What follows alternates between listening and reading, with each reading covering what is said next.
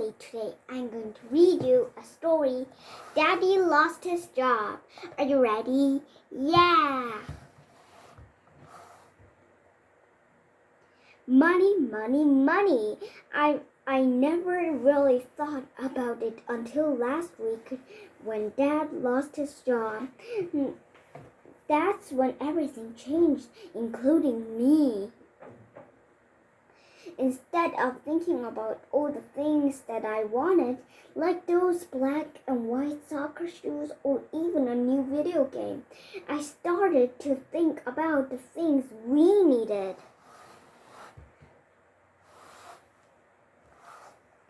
I'll never forget that day. It was the biggest snowstorm of the season. There was snow everywhere. There was so much snow that you couldn't even see across the street. The whole town had shut down.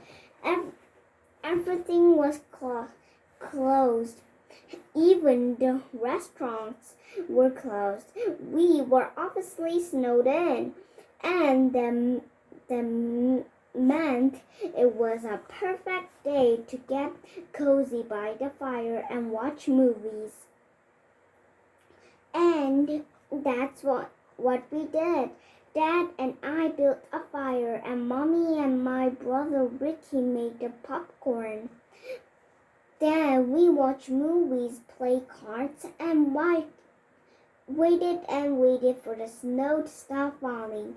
It was the best day ever until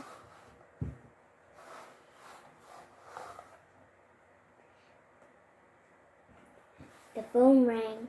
"I'll get it," said Dad as he rolled up the couch. A few minutes later, Dad came back. He had a funny look on his face, like he was scared. "What happened?" Mom asked. "I have some bad news," said Dad as he sat down on the couch beside me. "My company is trying to save money, so that means that a lot of people are losing their jobs, and I'm one of them. I've lost my job," Dad said. At that moment, everything seemed to stop. It was as if the time stood still. I couldn't hear the movie. The fire stopped crackling, and the popcorn that I had just eaten seemed to be stuck in the back of my throat. We sat in silence, each of us in our own thoughts, wondering, what are we going to do? Then Mom stood up. "A snowy day isn't complete until we've had hot chocolate," Mom said as she headed to the kitchen. "Cheer up, guys," Dad said. "We'll figure things out. Don't worry."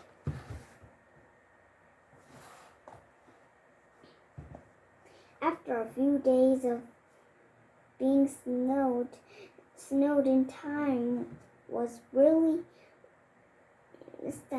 finally coming back to life, and things were getting back to normal. Everything except Dad did not have a job. I have to admit that it was kind of nice eating breakfast with Dad in the morning before we went to school, and after school when we came home, we was always waiting for us at the bus stop so he could walk us home. But when a few days turned into a few weeks, and then a few months, and Dad still did not have a job, I started to worry. I worried that we would not able to stay in our house anymore, or that we will not have enough money for food. And when I overheard Mom asking Dad, "What are we going to do?" then when I was really started to worry. So while Dad Dad was busy looking for a job, and Mom was busy looking after from the neighborhood kids for extra money. Ricky and I came up with a plan to save money. It's called Operation Save.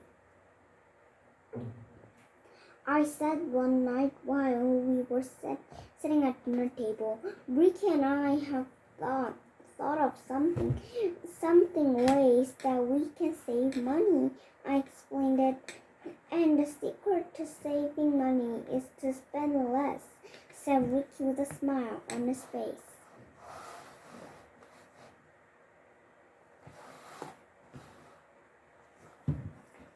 From that day onwards, Operation Save was in full swing. That meant that whenever we wanted things like a new pair of soccer shoes, a new video game, and even going out for dinner, we would like about it first. Was it something we really needed? And guess what? We found out that for a lot of the things we thought we needed, we really didn't need them all. Rick and I learned how to make the things we already had feel like again.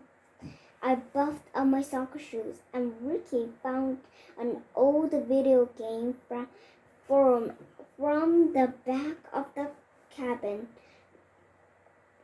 that we had forgotten about. We even started making our own lunches instead of buying lunch at school.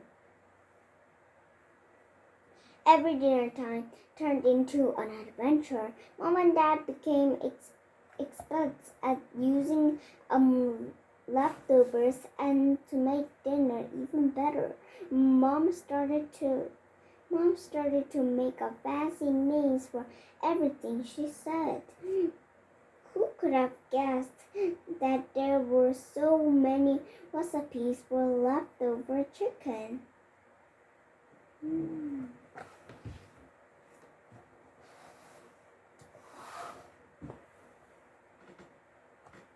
It seemed like Operation Save was really helping us. We didn't spend so much money on the things we didn't need, and we were still able to play soccer and go to the movies once in a while. It wasn't so bad. Then one morning when Ricky and I come downstairs for breakfast, we found Dad in the kitchen making pancakes. He was wearing a fancy suit and tie with an apron wrapped against his waist. "Are you feeling okay, Dad?" Ricky asked. "I feel terrific," Dad said as he fluffed the pancake high into the air. "Let's eat," said Dad. "I have some good news."